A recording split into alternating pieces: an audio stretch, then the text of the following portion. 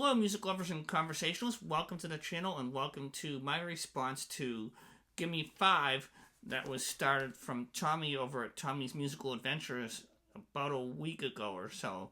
I first became aware of this thread when I was watching Tony over at Two from the Trunk, and I thought it would be a good thread to jump on, and maybe a little late to the party, but I figured it's better to make the video than not make it at all, because it's definitely a fun one. And what Tommy wants us to do, if you haven't seen it yet, is show 5 great debut albums from bands that have a significant catalog, if you will, and not just like less than 5 albums, something along those lines. I'll leave a link to the description below, and I think if you jump on this one, it's going to be a fun one to do. I switched up my 5 a handful of times already, but I think I've got 5 Dynamite debut albums here for you.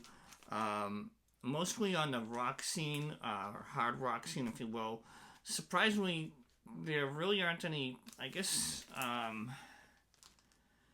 one of the albums, or 2 of the albums you could say are, or all of them are kind of influenced by the blues in some way, so it is kind of still in the world of blues, but not really. So without any further delay, the first album that I thought I would kick things off with is The Who and their debut album My Generation.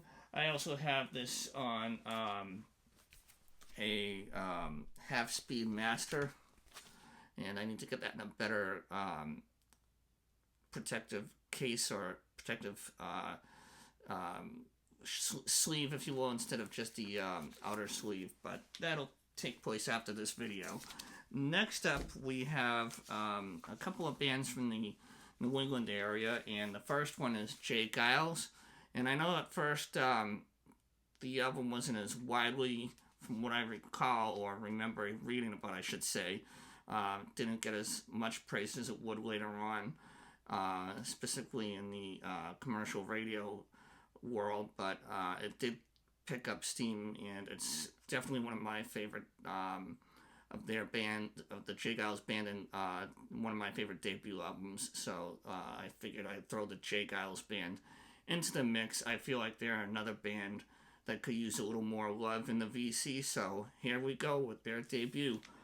Next up is another band who really made it big, and they're also from the New England area, and I think they're going to be trying to finish up their farewell tour, and as we know, the farewell tours keep going, and there's no end to them because the money's there, and why not? So I picked Aerosmith, and this is a nice radio promo, and it's with the smaller photo on here of the band, as you can tell, and it's got the nice promo track listings here on the bottom, and I wish I paid $1.99 for it, but I didn't. So whoever paid that much for the and this also has a where is it, the album with the typo on it there with Walking the Dig. So whoever paid $1.99 for this at some point down the road, well done. You got a steal. Next up, we have the album that Tony was saying in his video over at Two from the Trunk that does not get a lot of love, or the band, I should say, does not get as much love as they should in the VC, and this is, I think, maybe the best debut album, not of all time, but surely in the top 5 or 10, and that is Lynyrd Skynyrd's, pronounced Lynyrd Skynyrd, and what an amazing debut album this is. It's definitely in my top 5 for debut albums, and it is just a powerhouse of an album, and it just gets better and better over time, and it's one that I definitely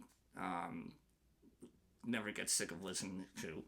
And as we started off with a bang, we're going to end on a bang, or on a high note, as George Costanza would say. And this band I credit with me falling in love with hard rock, and it is none other than the great Van Halen, and their debut album, of course, one of the best, and it's definitely in my top 5. So the top 5 of the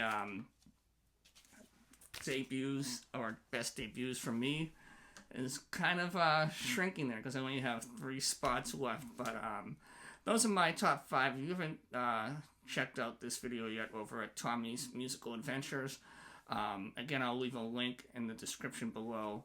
And again, that's 5 great albums from bands that have had more than 5 releases. I think is what Tommy wanted, but hopefully this fits the bill, as they say. And until next time, thank you so much for watching, and thanks for stopping by and spinning the blues with Steve. Take care. Bye-bye.